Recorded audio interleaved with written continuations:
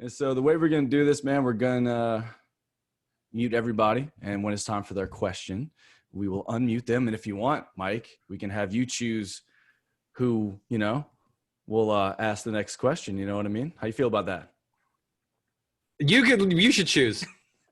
You choose. I'll be like this. I don't want to choose. So, Mike, what we did, man, is we accumulated 9 of our tastemakers, we're calling them, 9 of our Alt 92.3 listeners that go above and beyond. They listen multiple hours a day. Everybody just wave. If you can hear me, wave, please.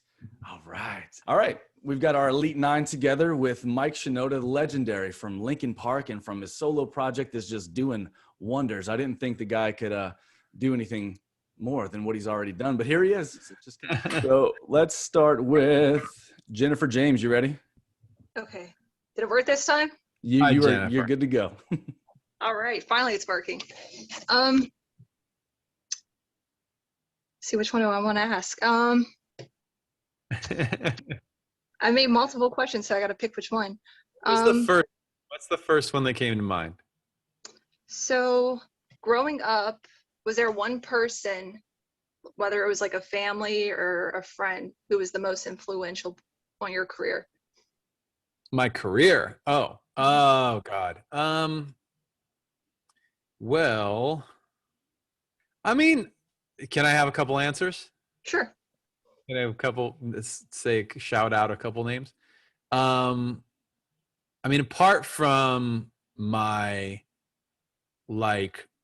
parents, my friends, like I had a really great, one person comes to mind is I had a really great piano teacher who I studied with. Like my mom started me in these like little Yamaha kids piano classes. And then I went from that. I think my teacher actually, she taught there, and then she went and did her own lessons. And her name was Eileen. And I've told this story before, but she basically at a certain point when I was like starting to get tired of doing classical piano and like, that style of music. And I wanted to do some stuff that was more adventurous and I was listening to a lot of hip hop, and they were sampling jazz and they were sampling blues and all these other different types of playing. And I asked her, if she could teach me that. And she basically said that wasn't her forte and that I should, she's like, what do you really want to do? And I told her I wanted to basically make beats and like make tracks like the stuff I listen to.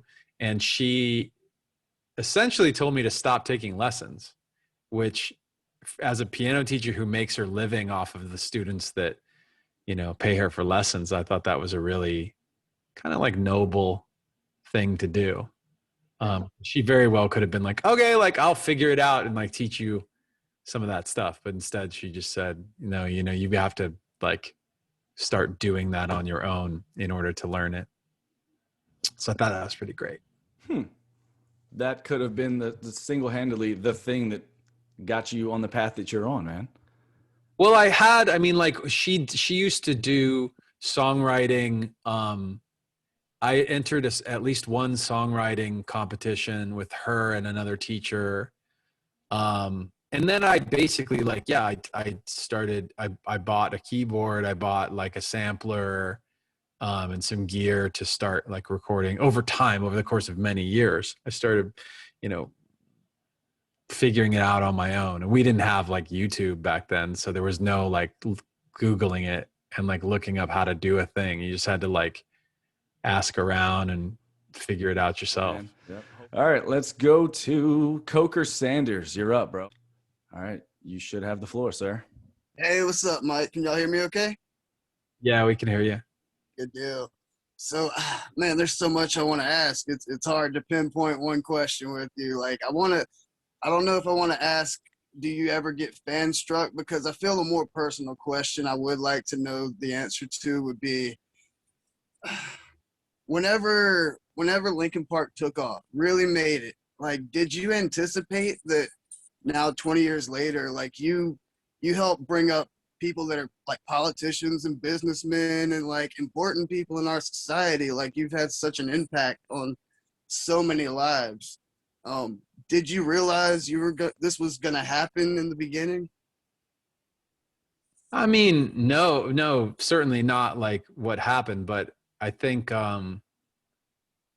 like it's all cyclical. Like, you know, we got raised on artists who were raised on somebody else. And, you know, my favorite artists growing up ranged from Public Enemy and Beastie Boys and who else? Like Wu-Tang and a whole bunch of other rap artists.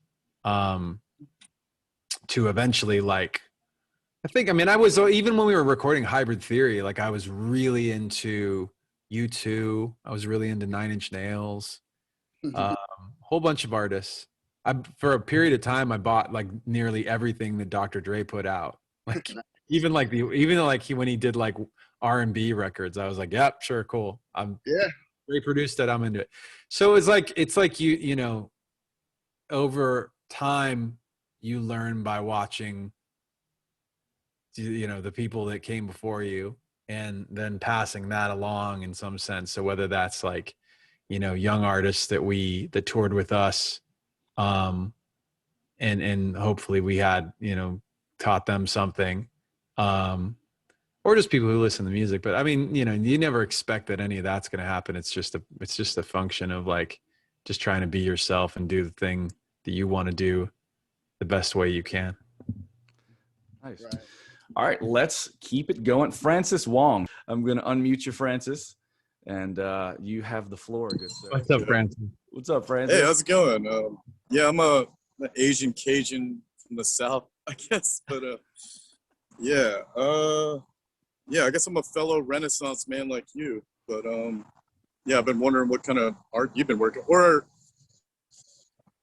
yeah, I want to form like an Asian supergroup with like you, David Cho, and James Jean. I think we should just or something like that. Y'all are like my heroes. But I mean, I'm the part of the next generation. But yeah, I don't know. Yeah, I love those guys. I mean, David's like such a wild character. If you don't know about that guy, yeah, David. Big First inspiration. of all, Dave Cho did our Collision Course album Yeah, cover. that's right. And but at this point he's a gallery artist. He's famous for that, and then also his online antics. He notoriously painted a bunch of he did installation painting at Facebook headquarters before they were really. He's a gambler, so when this kid named Mark Zuckerberg, who was just starting his company, said, "Hey man, I can't really afford to pay you very much, but I can either pay you this much in dollars, or I can give you like some shares of the company." Dave, being a gambler, was like, "Yeah, I'll take the shares," and it ended up being like hundreds of millions of dollars or something. So now he basically just like spends that money doing insane.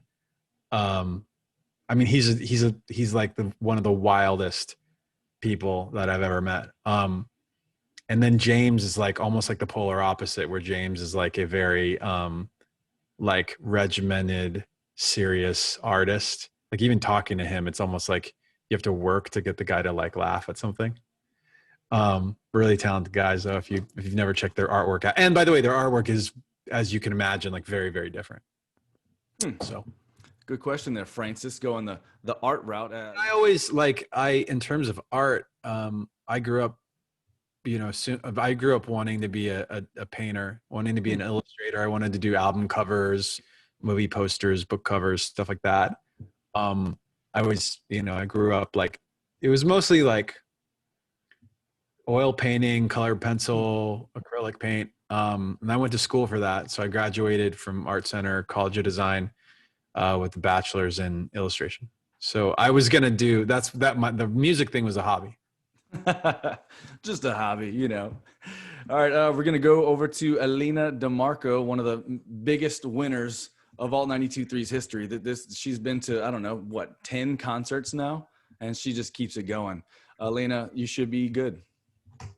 Hi, Mike. How are you? Good. I I love you and Linkin Park. Like, y'all are my favorite. So what is your favorite song to perform live? Favorite to perform live? Wow. That changes all the time. It changes all the time. I've had like there's a handful of songs that I always enjoyed. I've like forever enjoyed. Starting with like Paper Cut was always one of my favorites. I love playing Waiting for the End. I love playing The Catalyst. I love playing like Castle of Glass too.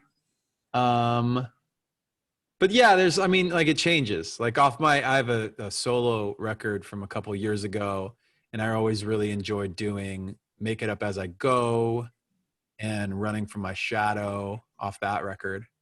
I just recently, I have a new single, some of you guys probably know about, called Happy Endings. And I just got a chance to play Happy Endings on this TV broadcast. It was like a syndicated Viacom special with like it was like an Asian awareness, Asian history and heritage kind of show. Which sounds like it might not. I don't know. When they told me about it, I was like, "What kind of show is it? Like, what's this going to be?" And because it was like MTV and Viacom and blah blah blah, it was actually a very big thing. And so it was fun to like do I haven't like none of us have like done performances in like at least a year. So. Right. Well, glad to hear you getting back to it, man. It seems like the musical world is starting to heal and getting ready for a lot of upcoming concerts we have coming to Louisiana. So if and when you get that tour going, bro, don't pass us up, okay? All right? I'll do my best. All right, we're going to go over to Kody Doiron, and that's how you say his last name. Trust me, I had to teach myself. Kody Doiron, you have been unmuted, sir. You have the floor. All right. My question is, what was going on in your head and around you when you first realized you had something great to share with the world? That's an interesting question. I always looked at it like, there was a couple things, right? So like we instinctively made the music we made. Like it wasn't like tactical. It wasn't like a strategy. It was like at the time, people weren't putting the types of music that I liked together. Like you wouldn't hear them mashed up together. So like backtracking on, like I just mentioned, like the Jay-Z thing, for example, like at that point when they had come, MTV went to Jay and was like, hey, do you want to do this mashup thing? And they went to Jay, they said, who do you want to do it with? And he said, Linkin Park. Like what he didn't realize is I grew up before there was ever a band. Like when I was talking about that piano teacher, like during that time period when I bought my first sampler and I was making my first tracks, I didn't rap.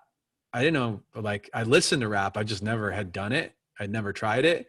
And so instead of doing that, I would get acapellas of my favorite rap songs and I'd basically make a new beat for those songs. So I get like a vocal from like Wu-Tang Clan or like Biggie or something like that. And I'd make a new beat for it. But the beats that I was making, I might play some sounds, but I might also sample like Smashing Pumpkins or Rage Against the Machine and mash that up with like Michael Jackson. Like it was like bizarre, bonkers stuff. And it was just strictly based on like the weird intuition and whatever stuff I listened to. So, yeah, I think that's like when we arrived at like, oh, this is a sound that, we're making that other people aren't making.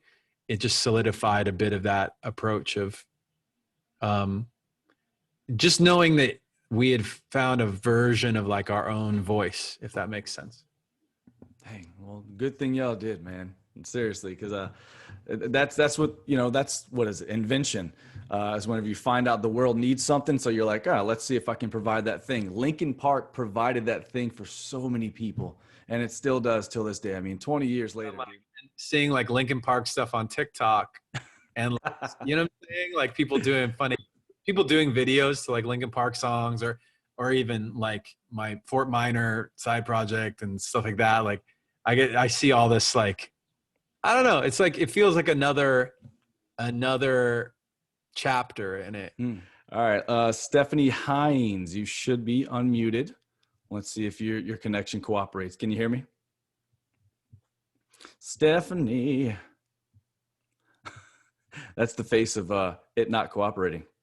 Oh, no. She's probably frozen. All right. Zach Angel, we're going to move over to you, sir. He was our final tastemaker.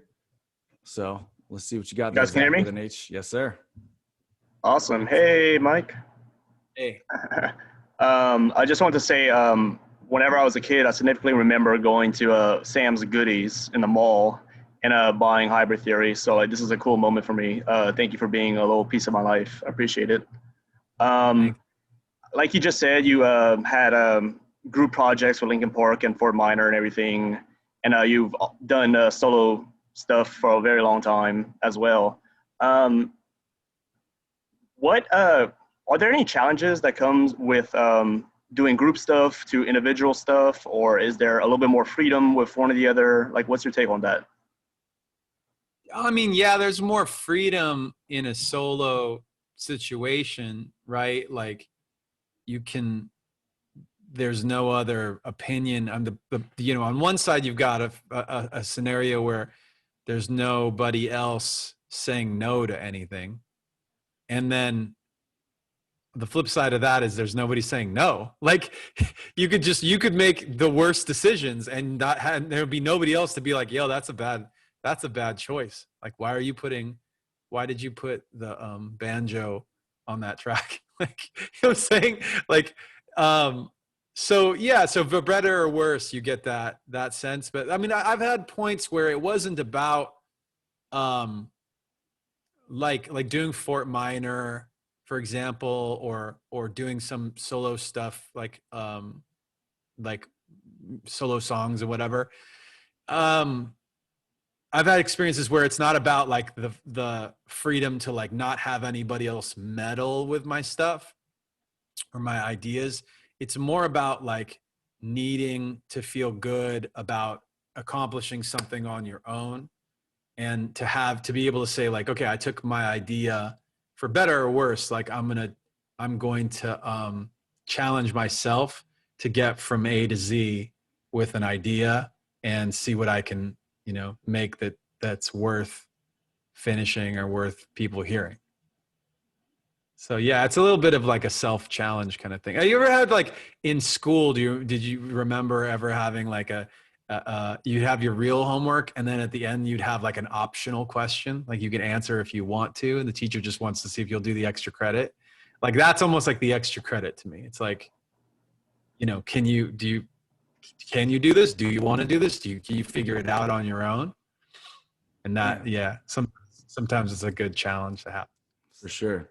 Stephanie, wave if you can hear me. Stephanie. Still looks like the face. Are we all just frozen to her? Stephanie, can you hear me? Yeah, I don't know. I wrote in the chat, I typed that she could ask her question in the chat if she wanted to. That's a great Stephanie. Hey, she's hanging in there though, man. Yeah, I don't think she can hear it. All right, so how about I ask a question? Is that cool with everybody? Can I ask a question? Mike, you cool with that? That's fine. All right. So literally, I am a metal vocalist because of Linkin Park, man. I remember vividly screaming along to several songs on Hybrid Theory in my closet, nice little padding with the clothes and everything. And my dad busting in mad every time, right? And so I realized, I was like, wait, this is actually like a pretty okay. I feel like I can do this. So I'm not even joking with you, dude. I made, I forgot which song. It was my voicemail. So when friends and family would call, aunts, they would call to tell me Happy Easter, they would first have their nephew just screaming in their ear first. So you definitely, Linkin Park inspired me in more ways than one, because that just, I probably wouldn't be in radio if it wasn't for the inspiration that Linkin Park had on me. I'm not even joking. That's awesome. Man. So will there be another group effort with you and others, or the tough question, will Linkin Park be making a comeback of some sort? I know it's very well, as awesome as it would be for you guys for us to announce that officially here in this very moment. I tried. It is not on the calendar. We do not have any plans at this moment. But I'm sure that if that were to ever happen, that we do our very best to make sure everybody knew. I bet. At this right now, I mean, for me right now, I've been excited about the song. I've been excited about Happy Endings. Yeah. And I've been spending some time on Twitch on Tuesdays. It's Tuesdays, Thursdays, Fridays at 10 a.m. LA time. And then when I'm not doing those things, I'm usually doing sessions with other artists, doing some writing and experimenting with some other weird stuff. Like I'm working on with this group on a music AI project, for example. Yeah. So there's all these, like, I feel like there's a lot of, like, even though I've done a bunch of things, like there's still a lot of other things that I haven't tried and that it's exciting to mess around with, you know what I mean? So that's what I'm kind of doing. Oh, look, I see Zach wearing the Alt 92.3 shirt. Also, dude, I want to say you have the craziest social media following, dude. Your Twitter fam, I had to tell them to call off the hounds. We were getting nonstop requests to play Happy Endings, and I was like, hey guys, we play it already. That's super funny. Yeah, I appreciate that. I mean, it's partially my fault. That's fine. You're doing good. Listen. You know what would really be helpful is if you bother everybody about playing the song. I'm like, okay. Yeah, they're very respectful. They're very respectful because they were like, oh, okay, thank you so much, and that was it. I apologize for them harassing you. No, that's not harassment. That is pushing a product that they love and they believe in, man. And that kudos to you for creating that for them. You know what I mean? Yeah, we're gonna have to end this, man. Guys, Zach, I think we should dedicate this conversation to Stephanie, who will hear it late. I don't think she can hear it now, but I think later she will hear it. And this is all for her. And I hope Stephanie has an awesome day and awesome year. The whole the whole everything. nice. At least even though she can't really she can't talk to us. She's a trooper, man. All right. You also have to give a shout out to Allie Kelly. She was one of our tastemakers that couldn't make it because of work. So you got to say something to Allie Kelly. All right, Allie. Allie, we missed you. Hopefully we'll see you next time. There you go. Simple yet effective. Francis, Kody, Coker, Elena, Stephanie, Zach, Jennifer, Cory Payne, who's not here, Allie Kelly, who's not here.